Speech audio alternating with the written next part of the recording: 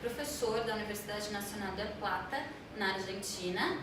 Ele possui mestrado e doutorado em Política Exterior Argentina, graduação em História, é um dos grandes especialistas da atualidade em Política Exterior Argentina e também estuda bastante a questão da teoria das relações internacionais latino-americanas. O professor ministrou um curso aqui no programa Santiago Dantas no semestre passado de teoria de relações internacionais latino-americanas e agora volta para o Brasil para ministrar o mesmo curso no ProLab USP. Tudo bem, professor? Tudo bem.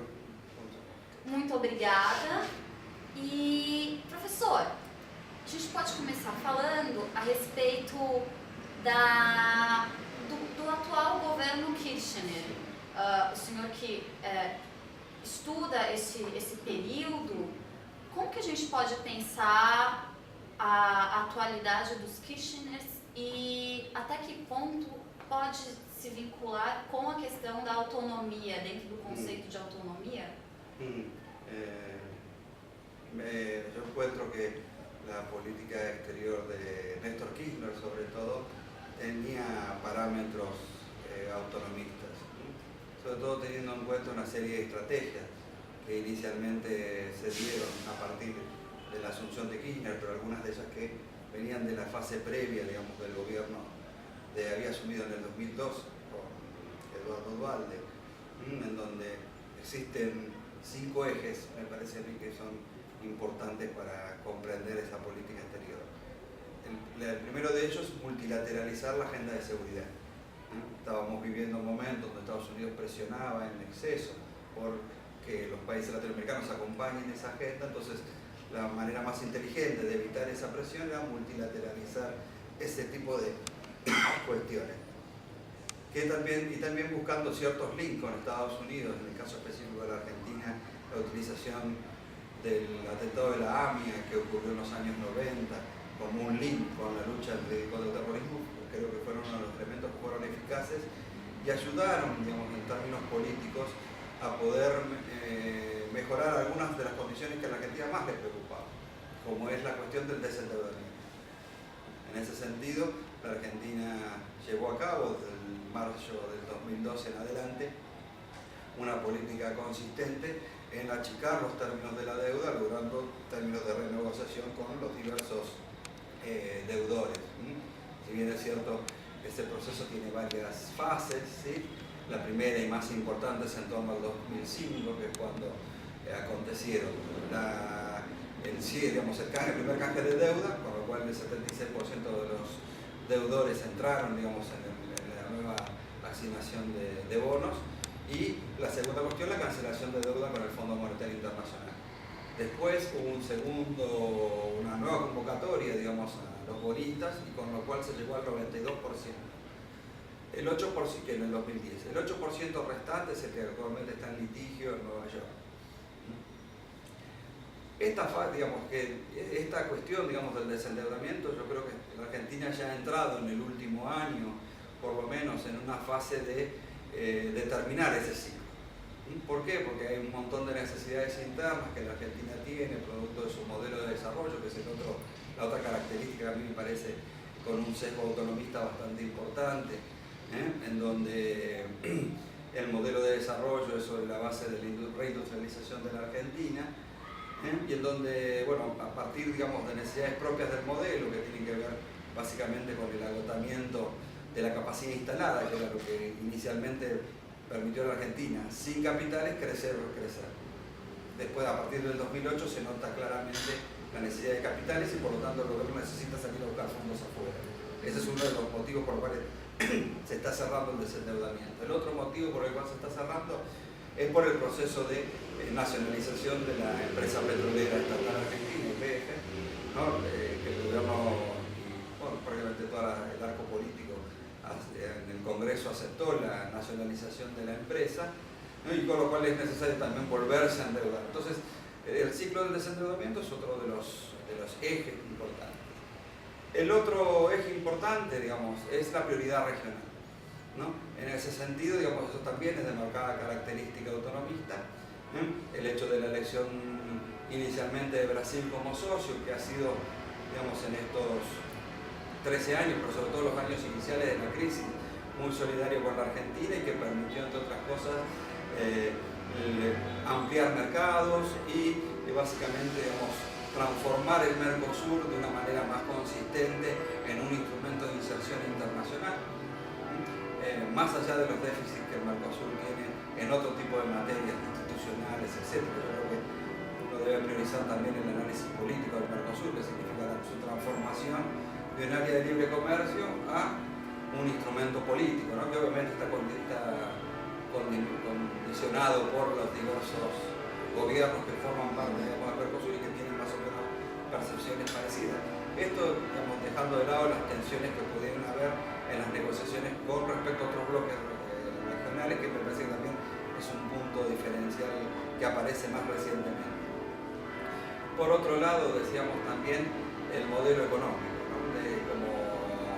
como rasgo distintivo de industrialización, ¿no? Y en donde eso tiene una proyección externa muy interesante que se observa en el crecimiento de la balanza comercial. La Argentina desde el año 2001 tenía en términos generales entre ingresos y egresos de su balanza comercial unos 22.000 millones de dólares. Al cierre de la gestión de Néstor Kirchner ya rondaban los 70.000, ¿sí? Y actualmente sobrepasan largamente los 100.000 millones de dólares de exportaciones. Sí, claramente hay una ampliación, digamos, de las exportaciones, que son productos, entiendo yo, de tres factores. Uno, lo que generalmente se llama el viento de cola, ¿sí? El hecho de que las commodities, digamos, tengan precios relativamente altos en esta década son los elementos importantes, pero no es el único. El segundo factor también que me parece importante es el tipo de cambio que la Argentina administra, que eso le permite a los sectores exportadores mejorar sus ingresos. Y el tercer elemento es la capacidad, el déficit, la capacidad instalada.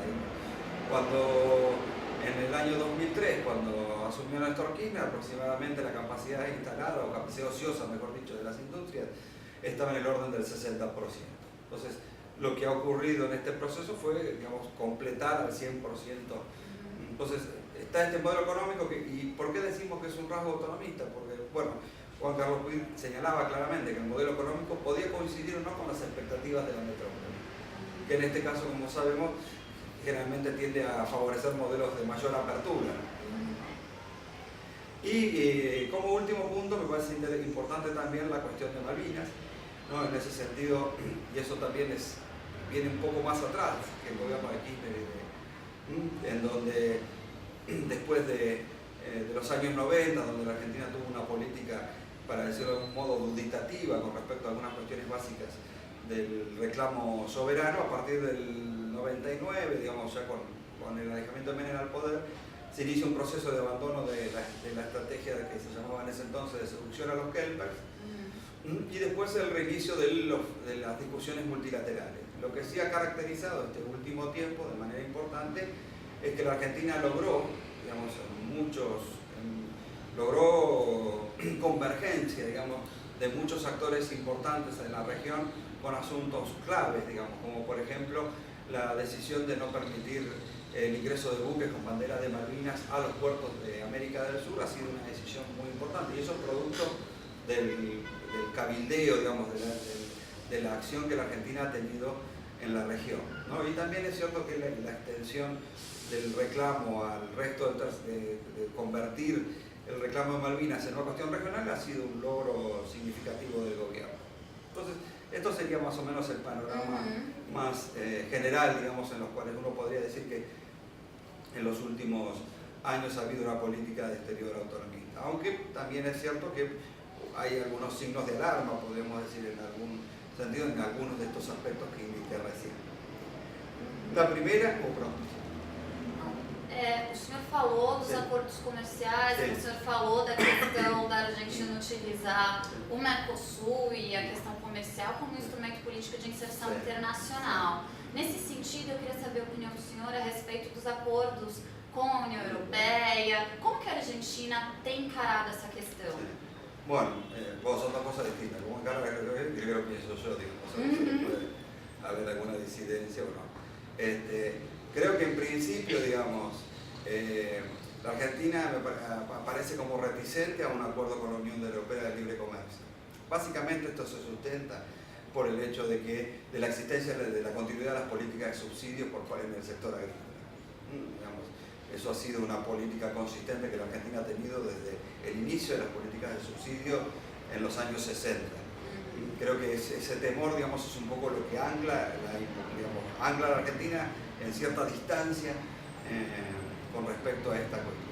Creo que la otra cuestión también que la Argentina ha ido marcando con respecto al acuerdo con la Unión Europea son las restricciones posteriores que el acuerdo puede generar para un libre desarrollo, digamos, en cuanto a decisión propia de hacia dónde ir, digamos, en materia económica. Creo que también ese es otro de los puntos significativos, digamos, de cierta demora, aunque en realidad tampoco está muy claro, porque en la última, digamos, cuando todo parecía que iba encaminado hacia la construcción, hacia la concreción de una reunión en febrero de este año, después esa reunión se terminó dilatando, no por culpa ni de la Argentina, que en principio parecía como el chico caprichoso, para decirlo de alguna manera, que no quería participar de la cuestión, sino por inconvenientes que existían dentro del espacio europeo.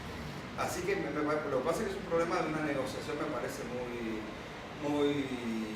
compleja, en donde, por otro lado, también yo entiendo el apuro de algunos de los actores que forman parte del Mercosur, concretamente Brasil, ante la posibilidad de que se arme una área de libre comercio Estados Unidos, Unión Europea, y que eso restrinja la capacidad de absorber inversiones. Pero no menos cierto es que, digamos, hoy día los flujos internacionales están yendo en otra dirección, ¿no es cierto? Es decir, quien está aportando capitales es China, entonces tal vez no habría que preocuparse tanto por esa limitante, ¿no? Professor, em relação, mudando agora um pouco de assunto, em relação ao conceito de autonomia e o minicurso que o senhor ministrou, gostaria que o senhor falasse um pouco do minicurso e qual o objetivo dele e até que ponto esse conceito de autonomia ele foi já utilizado por estados latino-americanos e se falta um pouco desse conceito na elaboração dessas políticas externas na atualidade. Yo creo que el concepto de autonomía, digamos, sigue siendo un concepto central en nuestras políticas exteriores. ¿Por qué? En el sentido siguiente, es decir, la autonomía significa tener márgenes de maniobra en el escenario internacional. Es decir, no significa por un lado ni aislar, ni aislarse, digamos, ni tampoco romper con las hegemonías, sino hacer un juego de ida y vuelta, un juego dialéctico, para decirlo de alguna manera. Es cierto que hay fases de la historia, digamos, de estos últimos 40, 50 años en América Latina, donde la autonomía estuvo más restringida y otros donde existieron mayores márgenes de maniobra. De hecho, en el caso de la Argentina se da la paradoja de que en el peor momento, si uno analiza objetivamente los datos de la Argentina, que fue la crisis del 2001, donde menos capacidad de maniobra autonómica debería haber tenido, ¿por qué? Porque la crisis puso en tela de juicio al propio Estado. Sin embargo, es a partir de ese momento, porque el escenario internacional permitía y porque muchos de los socios de la Argentina colaboraron para eso, se pudo desarrollar esas políticas. Es decir, no siempre hay una especie de dualidad, digamos, como en todo análisis de política externa, entre las condiciones internas y las condiciones generales. Ahora bien, ¿por qué también digo que es importante la cuestión de la autonomía? Digamos, si uno se fija, la mayoría de los autores que hablan sobre análisis de teoría desde el punto de vista de América Latina, la mayoría de ellos siguen o discutiendo o aceptando el concepto de autonomía. Es decir, sigue siendo el eje explícito o negado de la discusión teórica, sobre todo en América Latina, en los últimos años, ¿no es cierto? Y más allá de que es cierto, el nivel de autonomía o el nivel con que las administraciones toman este concepto también es siempre muy relativizado, ¿no? Como sabemos, los actores políticos no necesariamente estudian todas las teorías de relación internacional para hacer sus diseños de política internacional. En todo caso, lo que ahí ocurre es que hay una especie de mixtura. Pero yo entiendo que esos componentes están siempre con una presencia importante. Más allá que uno hoy día podría decir que hay dos grandes líneas, digamos, en la región, ¿no? una línea más en torno, digamos, a profundizar los lazos regionales, ¿no? Y por una línea de mayor apertura global, ¿no? Y obviamente la que se preocupa más por las cuestiones que tienen que ver con los márgenes de maniobra es precisamente la que se apoya en la región, ¿no? Tá ótimo. Muito obrigada, professor. Gracias a ustedes. E é isso aí.